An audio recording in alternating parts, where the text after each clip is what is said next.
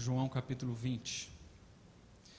Toda vez que venho pregar aqui, ocupar esse espaço, venho na ponte orando e pedindo a Deus para que possa falar ao nosso coração, falar ao meu coração, que a palavra dele, a Bíblia, possa falar por si mesmo, à medida que a gente for entendendo um pouquinho da história que a gente vai ler.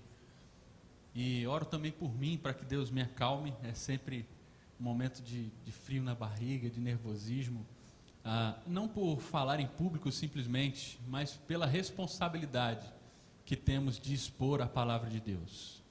Essa palavra não é um livro qualquer, esse livro aqui não é um livro qualquer, é um livro que contém verdades eternas, e dependendo da postura que temos diante dela, ela pode definir o nosso destino eterno, não somente nosso período aqui na terra, enquanto vivos aqui, mas define o nosso destino eterno. Isso é uma responsabilidade muito grande falar sobre esse livro, por isso eu oro por mim, e eu queria convidar você também a fechar os seus olhos e fazer a mesma coisa. Ore para que Deus fale ao seu coração, para que Deus de alguma forma ilumine através do seu Espírito. Nós estamos numa nova série sobre Pentecoste. Pentecoste é a descida do Espírito Santo, é um novo vento, um novo poder, uma nova energia. Quando Cristo subiu, Ele deixou aqui esse Espírito, esse sopro, e esse sopro está aqui presente. Ore para que esse sopro possa soprar dentro do seu coração essa noite.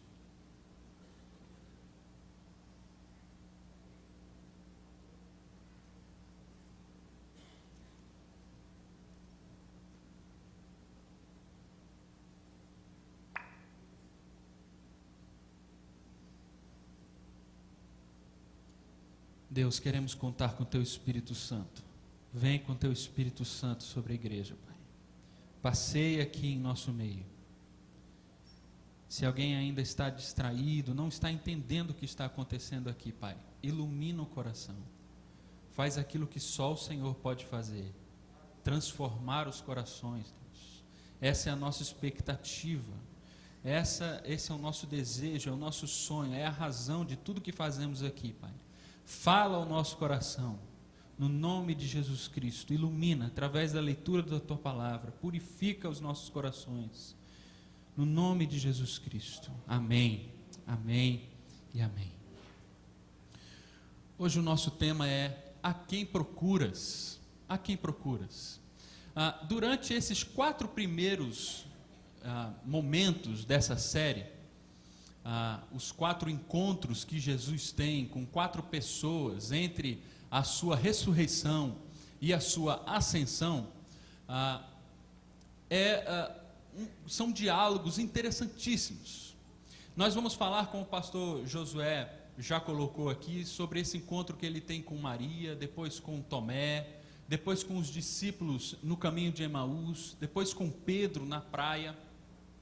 E em cada um desses momentos, Jesus faz uma pergunta, e uma pergunta de uma profundidade sem igual.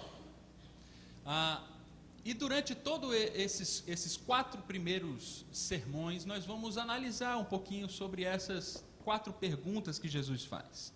E a primeira delas que ele faz para Maria é: a quem procuras? Que pergunta profunda! A quem você está procurando, Maria? E a gente poderia nos colocar no lugar de Maria, como a gente vai ver, e fazer essa pergunta para o nosso próprio coração: a quem eu ando procurando? A quem eu ando procurando? E eu fui tentar, assim, pensar um pouquinho sobre quem que as pessoas estão procurando. E aí eu lembrei da minha sobrinha de 4 ou 5 anos, numa conversa que ela teve com o pai dela. E ela disse assim, perguntou alguma questão lá da escola, que eu não me lembro muito bem, e o pai disse assim: procura no Google, pergunta ao Google, porque o Google sabe, pode perguntar a ele. E ela disse assim: mas o Google sabe de tanta coisa assim? Sim, sabe, mas o Google, papai, ele sabe mais do que o senhor? Com certeza o Google sabe de mais coisas do que eu, mas o Google sabe mais do que meu avô? o Google sabe mais do que o vovô? Sim, o Google sabe mais do que o vovô. E aí aquela frase que às vezes as crianças soltam, que a gente fica com aquilo guardado, né? Mas papai, o Google sabe mais do que Deus? O Google é Deus? O Google sabe mais do que Deus? E aí eu lembrei disso, e aí eu quero saber quem as pessoas estão procurando, a quem eu vou perguntar, né? Ao nosso grande amigo Google. E eu fui lá no Google e perguntei quem que as pessoas estão procurando.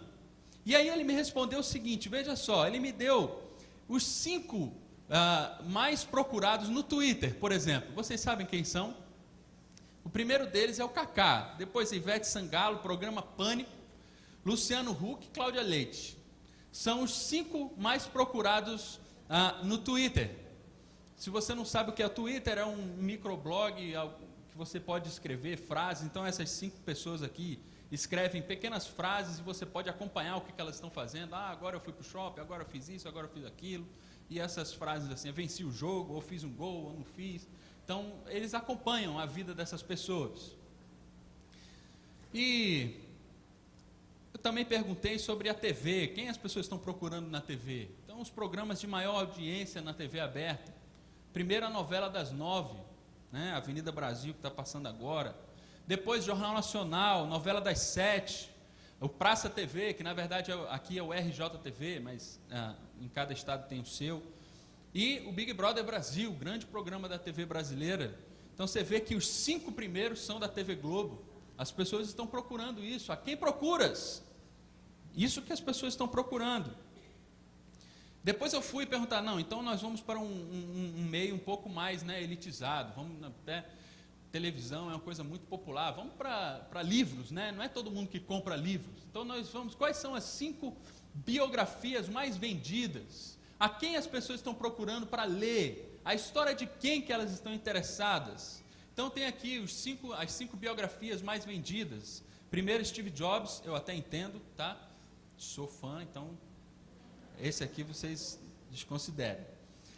Steve Jobs, o piloto de Hitler, uma pessoa que foi piloto, avião mesmo, do Hitler.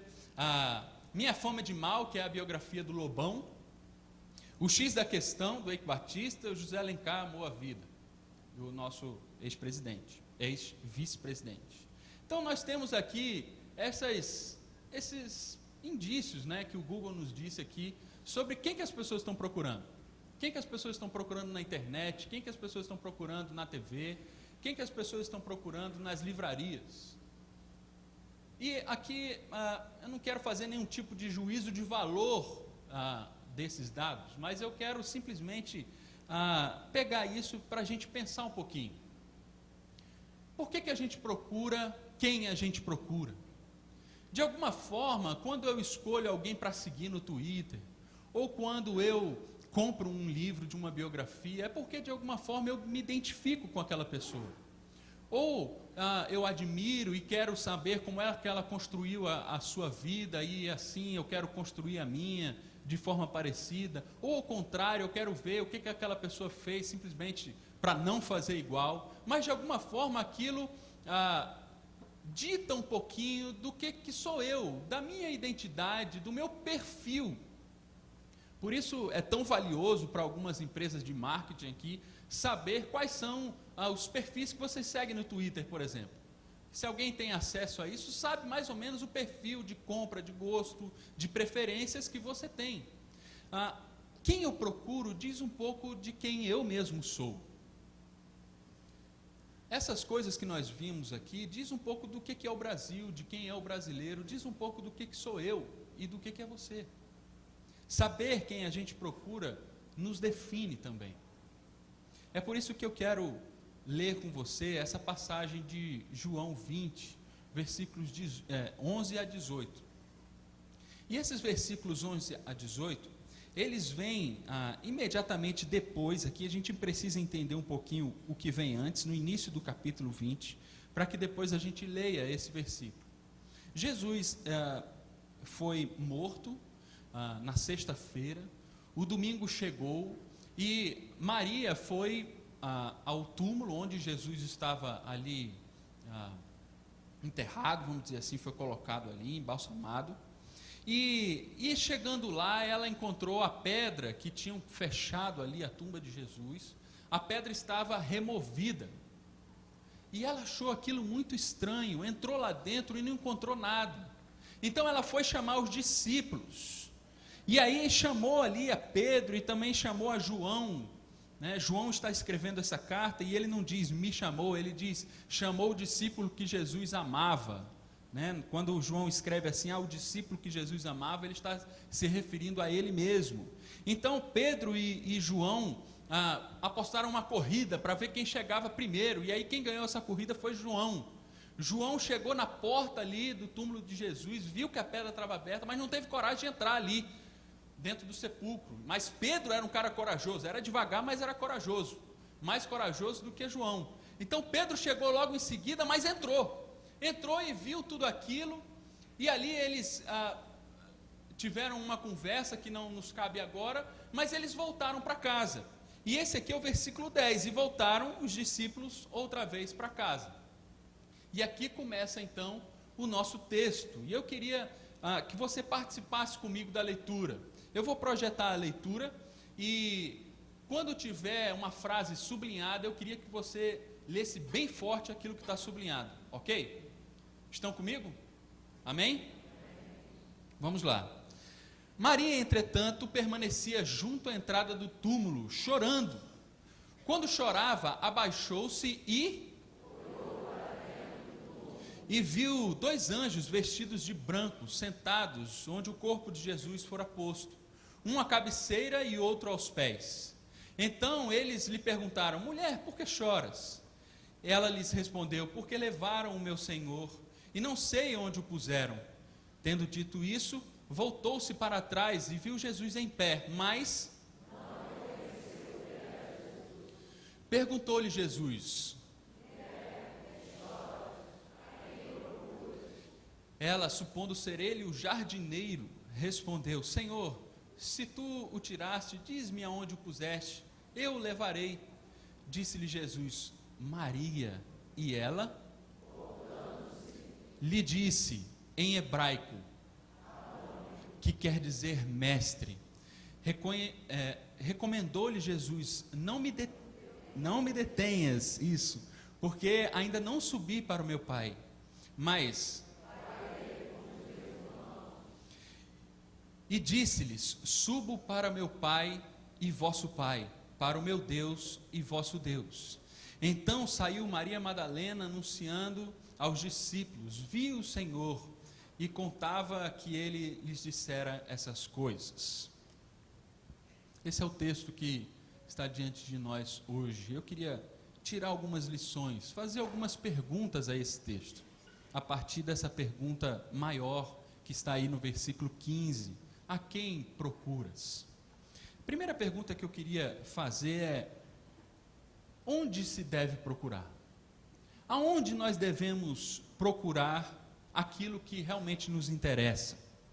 Primeiro, aí no versículo 20, no capítulo 20, o primeiro versículo, volte aí na sua Bíblia para acompanhar e para conferir se é isso mesmo. Diz aí que Maria Madalena foi ao sepulcro de madrugada, sendo ainda escuro.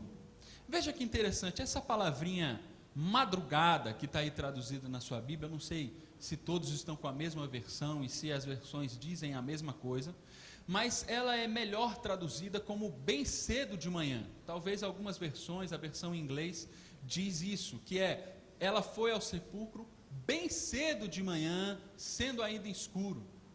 Há aqui não somente uma descrição aqui de tempo, o momento ou a hora que Maria foi ao sepulcro, mas essa frase nos dá um sentido teológico, nos dá um sentido aqui de como é o contexto que os discípulos e aquelas pessoas que amavam Jesus estão vivendo naquele momento ali.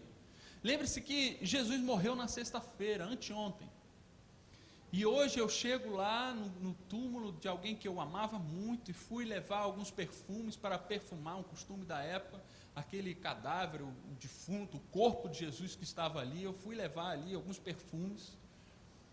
De alguma forma ela foi visitar ali o túmulo de Jesus, e quando eu chego lá, o corpo não está lá. O que é que aconteceu? é madrugada.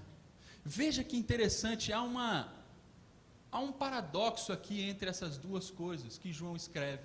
É bem cedo de manhã, ou seja, o sol já está começando a nascer, mas ainda está escuro. Há um sentido aqui teológico, é aquele período do dia entre, você não sabe dizer se ainda é noite ou já é dia. Está naquela penumbra, o sol está nascendo, está vindo alguma coisa especial por aí, mas ainda está escuro e eu não consigo ver direito o que é. Há aqui Maria está entre a ressurreição e a morte, bem cedo de manhã, o sol já está nascendo, Jesus já ressuscitou, mas ainda não vi o seu corpo, ainda não tenho certeza do que está acontecendo, minha mente está confusa, não consigo ver o que está à minha frente, está escuro, ainda está escuro para mim e não consigo entender. Há um sentido aqui, que é um sentido que eu e você também vivemos muitas vezes. Nós temos a fé que nos ilumina a razão, que nos ilumina os sentimentos, mas quando nós olhamos o nosso contexto, nós não vemos as coisas de fato como elas pareciam ter dito ao nosso coração ou à nossa mente. Nós vivemos nesse paradoxo entre ressurreição e morte, entre já é de manhã, mas ainda está escuro. Se a gente for lá para o livro de Apocalipse, a gente vai ver algo parecido também com isso. João está diante de uma visão tremenda do final dos tempos, e o ancião chega para ele e diz assim, não chores, eis que o leão da tribo de Judá, a raiz de Davi, venceu para abrir o livro e os seus 7 selos. Então veja, esses 7 selos, esse livro é o livro da nossa salvação, é a história da humanidade sendo redimida, e ela só pode ser redimida por uma única pessoa. E o ancião diz para João, você não tem mais razão de chorar, porque existe uma pessoa digna de abrir o livro, e essa pessoa é o leão da tribo de Judá. Levante o seu rosto e veja o leão. E aí João levanta o seu rosto e olha, e o que ele vê? Um leão? Ele vê vi então um cordeiro como tendo sido morto. Veja que paradoxo, quando o céu diz, olha, o leão da tribo de Judá venceu, leão, símbolo de força, de poder, de vitória, e aí a humanidade que está vivendo aqui na terra, olha para o lugar onde o céu aponta e vê o leão? Não, vê um cordeiro, símbolo de fragilidade. Não é somente um cordeiro, mas é um cordeiro como tendo sido morto. Não há nada mais simbólico do tipo, que tipifica a fraqueza, um cordeiro como tendo sido morto. Quando os céus olham para Cristo, para a cruz de Cristo, para aquela sexta-feira e para aquele domingo onde Jesus ressuscitou, eles dizem, eis aí a vitória do leão. Mas quando Maria olha uma visão da terra, ela enxerga um cordeiro como tendo sido morto. Nós vivemos esse paradoxo também, entre manhã e ainda escuro, entre a vitória do leão e a morte do cordeiro. O nosso Deus é um leão que contém um cordeiro dentro de si, mas também é um cordeiro que contém um leão dentro de si. Como é que nós enxergamos? Como é que nós procuramos? Veja só essa cena do filme de Nárnia. C.S. Lewis retratou essa vitória do leão de uma forma excelente. O leão morto como um cordeiro, sem a juba, sem tanta pompa. Está ali Maria, talvez representada pelas mulheres. Vamos embora, porque ele está morto. Vamos embora. Não há mais o que fazer. O cordeiro morreu. Há frio, porque o calor do leão que estava vivo se foi. Agora a feiticeira branca, que deixa tudo gelado, está vencendo. Será? O que vai acontecer?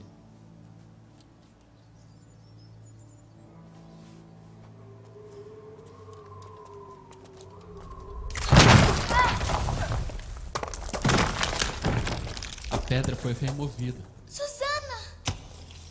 A pedra se quebrou, aquilo que estava diante do túmulo de Jesus.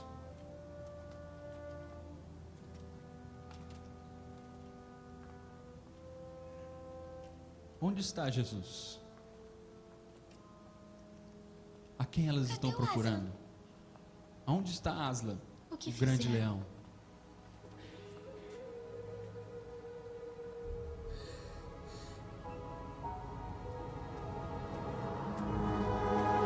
Eis que surge o leão da tribo de Judá.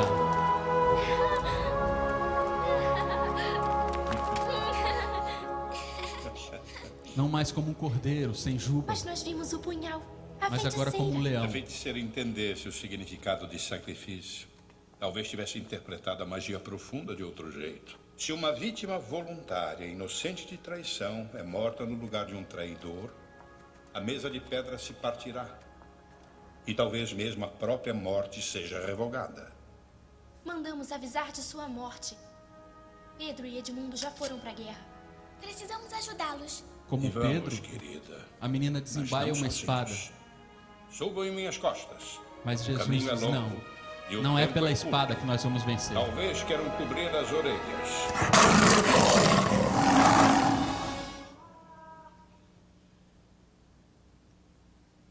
Versículo 14 diz que ela não reconheceu Jesus. Que ela olhou para trás e de repente se deparou com alguém. Ela pensou que era um jardineiro, ela não reconheceu Jesus. Por que ela não reconhece Jesus? Eu diria que é porque ela direcionou o seu olhar para o lugar errado. Veja que interessante, versículo 11, você pode ler comigo essa citação que está aqui na tela? Versículo 11 diz que ela abaixou-se e olhou para dentro do túmulo. Veja que interessante, para onde que ela está olhando? Ela está olhando para baixo, ela se abaixou e está olhando para dentro do túmulo.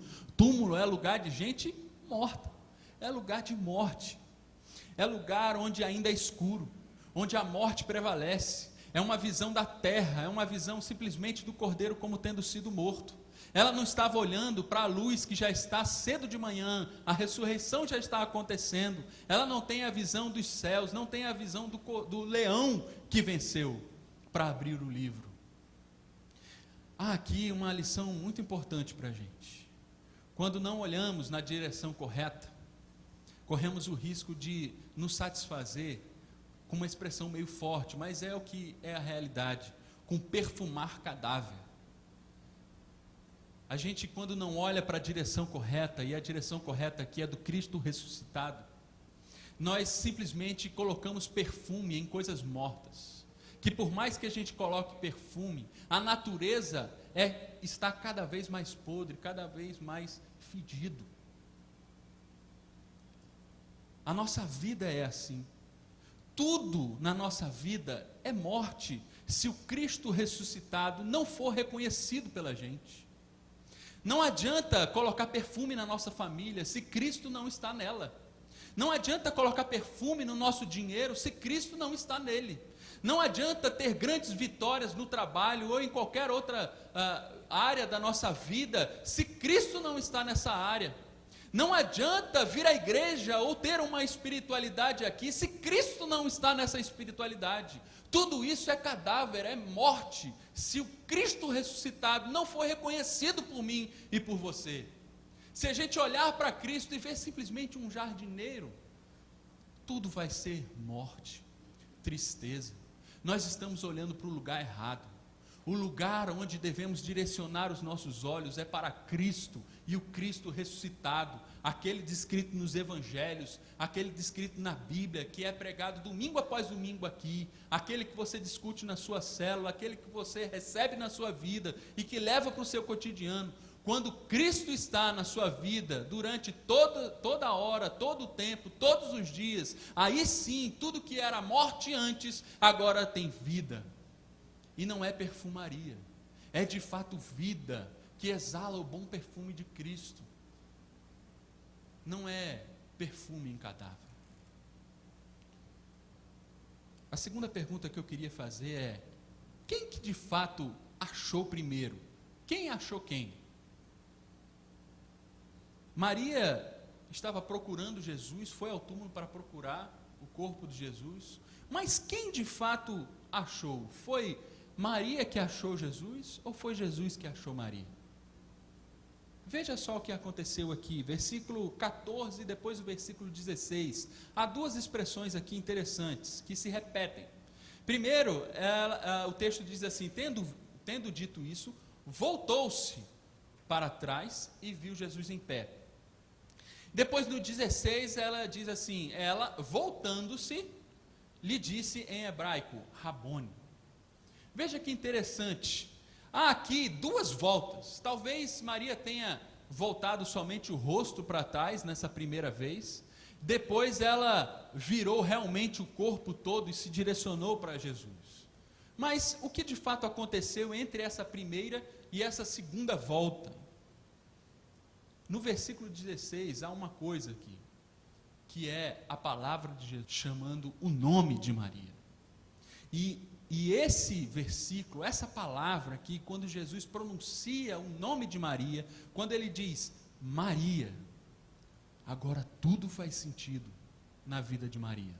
Ela começa a entender o que de fato estava acontecendo, aonde ela estava localizada, se era ainda escuro de madrugada, bem cedinho, ou se já estava o sol nascendo. Aonde ela estava? Na primeira volta, a iniciativa é de Maria. Ela volta-se, sem ninguém a chamar, ela simplesmente se volta para trás. E quando ela se volta para trás, ela não reconhece Jesus. Diz que ela se voltou, viu Jesus em pé, mas não reconheceu que ele era Jesus. Pensou que era um jardineiro. Mas na segunda volta, ela se volta porque Jesus a chama. É uma iniciativa de Jesus. E quando Jesus toma iniciativa, então ela reconhece que é o próprio Jesus. Veja que esse reconhecimento só acontece quando o próprio Jesus toma iniciativa de a chamar pelo nome. Em João, no capítulo 10, versículo 3 e 4, nós encontramos o seguinte: para este, o porteiro abre, as ovelhas, o quê? Ele chama pelo nome as suas próprias ovelhas e as conduz para fora. Depois de fazer sair todas as que lhe pertencem, vai adiante delas e elas o seguem. Por quê? Que maravilha isso! Porque isso não acontece só com Maria, não aconteceu só com Maria, mas acontece comigo e com você, que somos ovelhas do bom pastor. Esse pastor nos chama pelo nome. Nós ouvimos a sua voz, e quando ele nos chama pelo nome, nós reconhecemos a sua voz. E chamar pelo nome significa o quê? Significa que é um sinal de pessoalidade, em primeiro lugar. Chamar pelo nome significa que esse bom pastor, ele se interessa por você. Não é um Deus impessoal, indiferente com a nossa dor, mas ele se interessa por você. Quando você está passando por algum problema, quando a noite ainda está demorando para se tornar dia, quando na sua frente você só consegue enxergar o cordeiro como tendo sido morto, a vitória do leão você ainda não consegue ver, quando você está nessa penumbra, saiba que esse bom pastor se interessa por você, e é nessa situação que ele te chama pelo seu próprio nome, aquilo que te identifica. É sinal de intimidade, quer dizer que ele está próximo de você, tão próximo que conhece você, conhece o seu próprio nome, aquilo que te singulariza. Ele conhece você, ele está próximo de você, ele sabe de todas as coisas, ele é onisciente, ele sabe do que está passando com você, ele sabe de toda a tua trajetória, de toda a tua história, ele sabe o que aconteceu lá no seu passado, antes mesmo de você existir, ele já sabia da história da construção da sua família, foi ele que te formou no ventre da sua mãe, ele sabe como que a sua personalidade foi construída, ele sabe de todas essas coisas, e ele não somente sabe, mas ele te fez, foi ele quem construiu a tua história, ele não somente assistiu isso passivamente, como alguém que sabe o que acontece num filme, mas ele é o próprio roteirista, foi ele quem fez, e por isso ele sabe, foi ele quem te fez, ele é onipotente, ele pode todas as coisas. Tudo isso está contido simplesmente no fato dele chamar Maria. Ele hoje chama o teu nome. Ele sabe de você, Ele conhece, Ele se interessa, foi Ele que te fez, Ele te chama pelo teu próprio nome, porque é Ele quem nos chama primeiro, é Ele quem nos encontra. A pergunta de fato é para mim e para você, a quem nós estamos procurando? Mas de fato é Jesus quem nos procura primeiro, é Ele quem nos acha primeiro. Quando Maria responde então e reconhece Jesus, ela responde, Rabone, e o próprio texto tem um parênteses que diz que essa palavra significa mestre. Há outros textos na Bíblia que dizem que essa palavra mestre é Rabi, e não Rabone, mas na verdade, esse Rabone nada mais é do que uma extensão desse nome, talvez um nome completo aí de Rabi, é a mesma coisa, mas Rabone, essa palavra desse jeito, só aparece 2 vezes no Novo Testamento, e isso é muito significativo.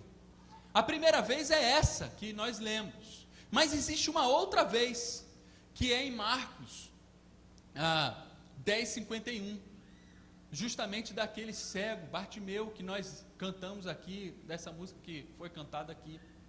O cego Bartimeu, quando Jesus pergunta, o que você quer que eu faça? Jesus pergunta para ele, e ele diz assim, Rabone, que quer dizer mestre, que eu torne a ver. Veja que interessante, a gente pode fazer uma comparação aqui entre Bartimeu e Maria. Veja só que interessante, as duas palavras, onde as duas palavras Rabone aparecem no Novo Testamento. Bartimeu era um cego, ele não via, mas ele conseguia enxergar. Ele enxergava, Jesus estava ali. Mestre, mestre, eu estou aqui, tem misericórdia de mim, tem misericórdia de mim. Ele sabe que Jesus está ali, e chama por Jesus, mesmo sem conseguir enxergar, mesmo sem conseguir ver, ele enxergava. Mas Maria, ao contrário, Maria via, Maria estava diante de Jesus, estava vendo Jesus, poderia tocar em Jesus, mas ela não conseguia enxergar. Enquanto Bartimeu não via, mas enxergava, Maria via, mas não enxergava. Mas os dois têm essa palavra, Rabone. Quando Bartimeu diz Rabone, ele então começa a enxergar. E quando Maria diz Rabone, é sinal de que agora ela está enxergando. Agora eu enxergo, aquilo que antes eu não estava enxergando, agora eu vejo. Aquilo que antes eu não via, agora eu estou vendo, porque agora eu sei que Ele me chama pelo meu próprio nome, porque Ele está interessado em mim. Agora eu vejo, agora eu reconheço. Veja só que lição importante nós aprendemos nesse segundo tópico. Todo o nosso processo de procura a Deus nada mais é do que uma resposta ao chamado que Ele nos faz quando nos encontra. Tudo que nós fazemos na busca por Deus, na procura por Deus, nada mais é do que uma consequência de algo que veio antes, de um amor que veio antes. Todo o amor que nós temos por Deus é fruto de um amor imenso que primeiro Ele teve por nós, e que por mais que nós o procuremos, por mais que nós o amemos, não chegará aos pés daquilo que Ele fez para nos encontrar, do que Ele fez porque nos amou. Primeiro Ele nos encontra. Voltar-se para as coisas de Deus, sem primeiro ter reconhecido a sua voz, é apenas um ativismo religioso. Veja só, não adianta cantar, levantar as mãos para o alto, não adianta dar ofertas, não adianta pregar para multidões, não adianta ser um líder de célula, não adianta fazer assistência social, dar uma esmola, se isso tudo for fruto de vaidade, ou fruto de qualquer outra coisa, senão um chamado pessoal que nós sentimos quando ouvimos a voz de Deus no nosso coração, chamando o nosso próprio nome. Como é que você lida com essa espiritualidade? Com as coisas de Deus? Você já sentiu esse chamado pessoal? Ou você simplesmente vai na onda, ou vai na cultura? Ou você está no meio de uma igreja grande, então você já está acostumado, você foi criado dessa forma, mas que de fato você nunca ouviu Jesus te chamar pelo nome. Eu te digo que se você nunca ouviu Jesus te chamar pelo nome, tudo que você faz é ativismo religioso. Não tem muita importância diante de Deus. É preciso que tudo que nós fazemos aqui dentro, ou lá fora, na nossa célula, no nosso dia a dia, tudo seja fruto de um encontro pessoal com Deus, que te chama essa noite, que está falando o seu nome, que está dizendo que está interessado na sua vida, porque foi Ele que te fez. Ele se importa com o que está acontecendo com você agora, essa semana. Ele sabe o que aconteceu na semana passada, no ano passado, o que tem acontecido na sua vida, sabe o que vai acontecer, está construindo a sua história, porque Ele te ama, e Ele te encontrou primeiro. Ele já sabe onde você está. Uma terceira pergunta que eu queria colocar para a gente terminar. Como é que a gente sabe que a gente encontrou Jesus? Como é que a gente sabe? Como é que essa história de Maria Madalena termina? Veja que interessante. Maria, quando ouviu o seu nome, Maria, Jesus falando, Maria, ela exclamou, Rabone, e no momento em que ela exclama, ela sai correndo e abraça Jesus. Nós podemos descobrir isso através da palavra de Jesus que vem logo em seguida. Ela vai e abraça Jesus, e ela poderia pensar assim, ó, que bom que eu reencontrei Jesus, achei Jesus, tudo agora será como antes, eu nunca mais vou perder Jesus, agora Jesus está aqui de novo, agora Ele ressuscitou, Ele venceu a morte, agora Ele vai ficar para sempre aqui comigo. Foi isso que ela pensou, mas aí logo em seguida Jesus fala uma coisa que é um versículo difícil da gente entender. Eu confesso que eu encontrei alguma dificuldade para entender o que Jesus estava querendo dizer com o que Ele disse aqui nesse versículo 17. É um texto difícil que tem várias interpretações, mas eu acho que uma delas faz muito sentido para aquilo que nós queremos dizer aqui essa noite.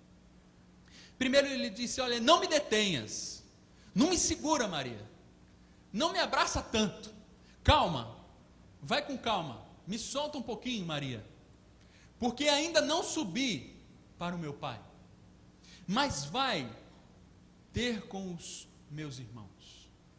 Duas coisas que Jesus fala, ó, Marias, não me detenhas, depois vai ter com meus irmãos. O que Jesus queria dizer com isso aqui? Por que Jesus não queria ser tocado? Por que Jesus dá uma pausa ali no abraço de Maria Madalena? Eu acho que há dois motivos para isso. A primeira, letra A, é porque Ele não ressuscitou para ficar aqui na terra. O objetivo de Jesus, a intenção de Jesus, o plano eterno de Deus, como muito bem falou o Ângelo domingo passado, não era que Ele ficasse aqui, mas Ele precisava subir. A relação que Maria tinha com Jesus iria mudar. Aquilo que antes era uma relação física com Jesus, ela podia ver, tocar em Jesus, agora essa relação ia mudar para uma relação espiritual, porque Jesus, daqui a 50 dias, 40 e poucos, porque já tinha passado algum, Ele iria subir e Ele iria enviar o Consolador, o Espírito Santo, e o Espírito Santo é a presença de Jesus. A relação que ela tinha antes, física com Jesus, agora era um Espírito de Jesus que estaria presente. Calma, Maria, eu preciso subir, e eu vou enviar o Espírito Santo. Essa é a nossa expectativa. Essa é a expectativa que essa série de mensagens quer gerar dentro do nosso coração. A expectativa de que, calma, porque vem aí o Espírito Santo. Está chegando o Espírito Santo. Essa é uma primeira razão porque Jesus fala isso. Uma segunda razão é porque ainda não era tempo de comemorar. Uma grande vitória aconteceu, a ressurreição de Jesus. Tudo foi consumado na cruz. Isso foi aprovado, esse sacrifício foi aprovado por Deus Pai, isso é comprovado pela ressurreição. No entanto, ainda não é tempo de comemorar, porque nós vivemos ainda numa era onde a vitória já é certa, mas as dificuldades ainda estão presentes, e no meio dessas dificuldades há uma missão para mim e para você. E é por isso que ele fala assim, ó, vai na direção dos meus irmãos. Maria, não vamos ficar aqui só nós dois, não. Vai na direção dos teus irmãos. Quando nós encontramos com Jesus, quando nós percebemos que Ele nos chama pelo nome, quando nós temos esse encontro pessoal com Jesus, nós não ficamos parados.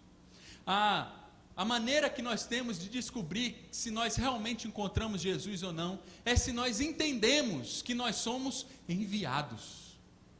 Jesus nos encontra, diz, olha, através do Espírito, de uma presença especial que eu vou enviar, você terá uma missão. Antes, aquelas pessoas, Maria e os discípulos, eram alvo da missão. Jesus estava ali para alcançá-los. Agora não. Agora eles são agentes da missão. Agora quem vai continuar a missão que Jesus começou são os seus discípulos. Vai, Maria, chama os seus discípulos e diz o que aconteceu. Diz que eu vou enviar o Consolador. Diz que o Espírito Santo vem para lhes capacitar para uma missão especial. Não é isso que diz a grande comissão? Nós vamos ter uma mensagem aqui só para falar sobre esses versículos aqui. Eu queria lembrar aqui, veja só o que está presente na grande comissão. Se não está essa dupla mensagem aqui. Diz assim, ide, portanto, e fazei discípulo de todas as nações, o versículo continua, e aí vem o versículo 20 e diz, e eis que estou convosco, todos os dias. Não há aqui uma missão e uma presença. A missão é, vai, Maria, vai na direção dos teus irmãos, mas ao mesmo tempo ele diz, eu vou estar com vocês.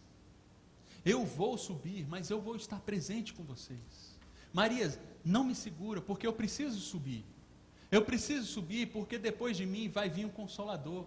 E a presença agora vai ser diferente. As relações vão mudar. Antes você tinha uma relação física, agora é uma relação espiritual. Antes você era, Maria, o alvo da minha missão, agora você é o agente dessa missão.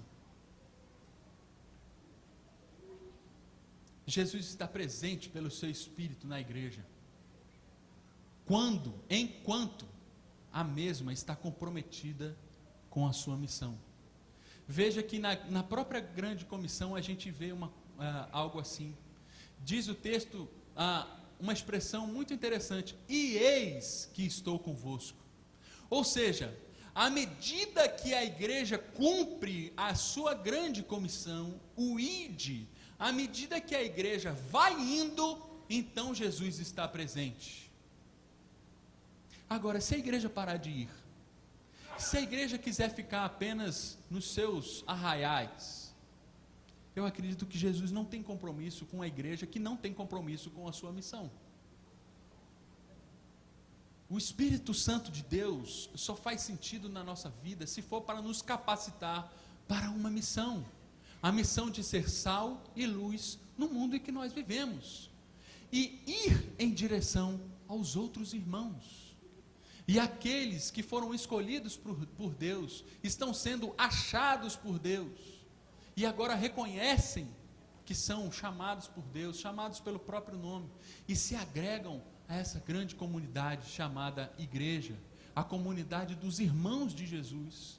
Ele mesmo chama os seus discípulos agora de irmãos. Pela primeira vez Jesus chama os seus discípulos de irmãos, porque eles são filhos do mesmo Pai, o Deus Pai. Veja que mensagem, consequência dessa mensagem forte para os nossos dias. A subcultura da igreja, esse que a gente chama popularmente de evangeliquez, essa maneira que só a gente vive aqui, gera na gente uma zona de conforto que precisa ser evitada sob pena da perda da nossa própria essência, da nossa própria identidade. Se a gente cria uma comunidade com a forma de falar que só a gente entende, que o mundo lá fora não entende, se a gente compõe músicas que só nós entendemos aqui, mas a comunidade lá fora não entende, se a gente cria um gueto aqui, que só faz sentido para mim e para você, que temos uma cultura de igreja, mas que quem chega aqui não entende nada do que está acontecendo, quem convive com você não entende Jesus através da sua vida, há algo de errado, porque a missão não está sendo cumprida. É preciso colocar a lâmpada lá em cima no teto. Ninguém compra uma lâmpada para ficar debaixo da cama. Ninguém cria uma igreja para criar uma cultura que só ela mesma entende.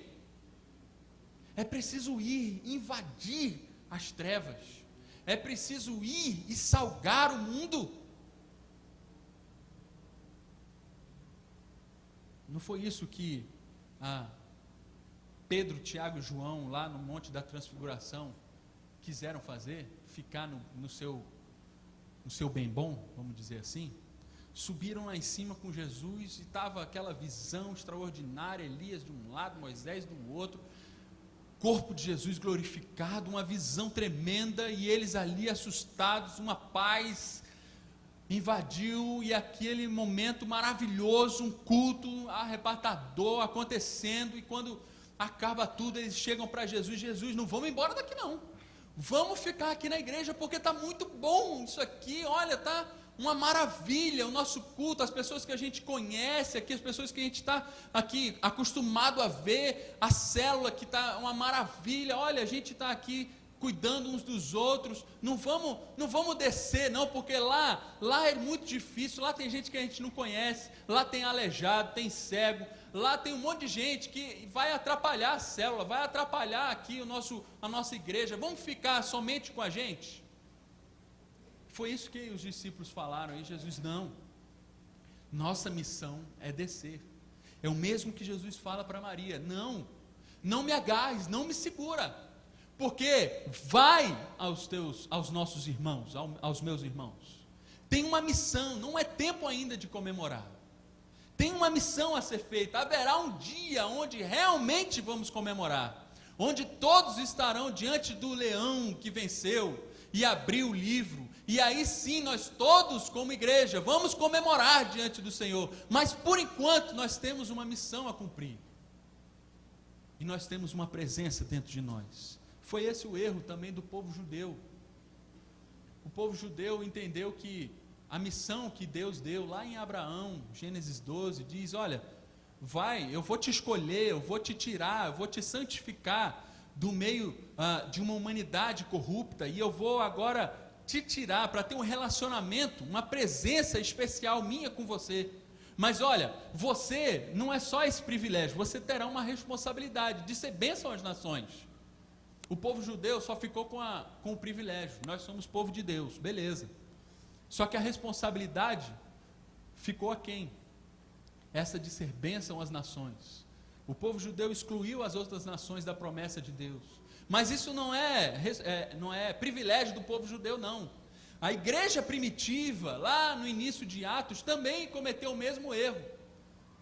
Depois que o Espírito Santo veio, eles ficaram ali em Jerusalém. A missão de Jesus era: ide por todo mundo, vai, se espalhem.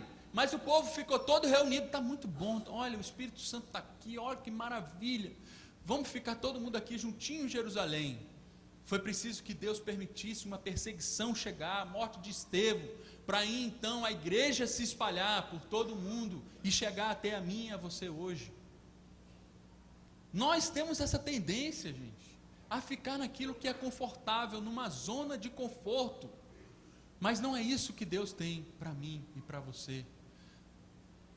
Deus tem uma missão, e Ele não nos deixa sozinho nessa missão, mas Ele nos envia o Espírito Santo, que nos capacita, nos conforta, nos consola durante essa missão.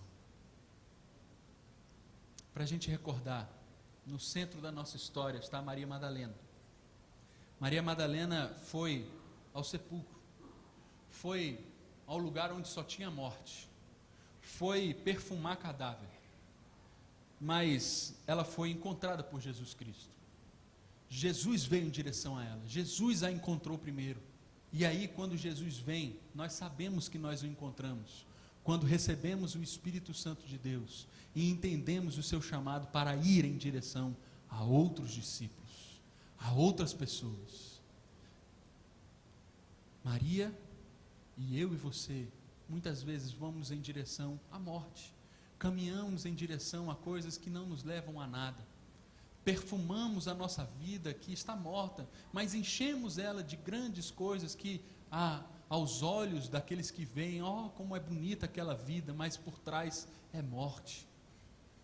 Se esperar um pouquinho, começa a vir um cheiro mau. Mas aí então Cristo chega na nossa vida e Cristo nos chama pelo nome, assim como chamou Maria. Chama a mim e a você hoje. E quando Ele nos chama, Ele não nos chama para ficar ali num bem bom, não. Numa espiritualidade egocêntrica, não. Mas numa espiritualidade que tem o foco no outro, com fazer o outro maior do que você mesmo, com cuidar do outro, com falar desse encontro para outros. Essa é a missão que Deus tem para a gente. Essa é a expectativa que deve estar no nosso coração quando nós falamos sobre Pentecoste. E aí, para terminar, eu quero deixar algumas perguntas para você refletir.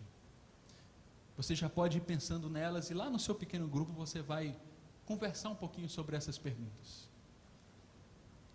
Primeiro, há algo na sua vida que você pode identificar como perfumaria de cadáver? Algo na sua vida que é morte, mas que de alguma forma você joga ali um sprayzinho para parecer vida de alguma forma.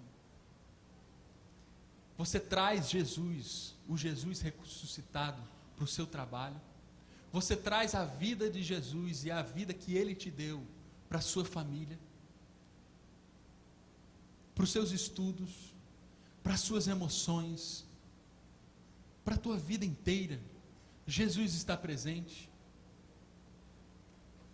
Segundo, você já teve um encontro, não é um encontro qualquer com Jesus, mas um encontro íntimo e pessoal com Jesus. Você já sentiu Jesus perto de você, cuidando de você? Ou a sua espiritualidade é uma espiritualidade de carona, você vai na carona de alguém, dos seus pais, da cultura, de uma cultura que você foi criado, de uma cultura religiosa, ou do cotidiano. Uma vez você teve esse encontro, mas agora a sua vida entrou num ritmo e vir à igreja para você é apenas um costume, mas que você não sente mais esse encontro íntimo e pessoal diário com Jesus. Como é que está a sua vida? E terceiro, como é que você tem respondido ao Espírito Santo quando Ele te impulsiona na direção de outras pessoas? Porque Ele faz. O Espírito Santo vem, e quando Ele vem para impulsionar você na direção de outras pessoas.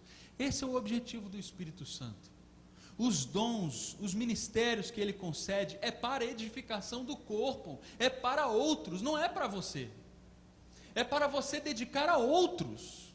Tudo que o Espírito Santo faz na sua vida é para que você multiplique isso para outros. Não é para você simplesmente. E é na medida que eu dou a outras pessoas que eu mesmo recebo, que o Espírito Santo renova dentro de mim essa presença, que o Espírito Santo me capacita. É na medida que eu dou. Mas como é que você tem respondido? Como é que você responde a essa ação do Espírito Santo dentro de você?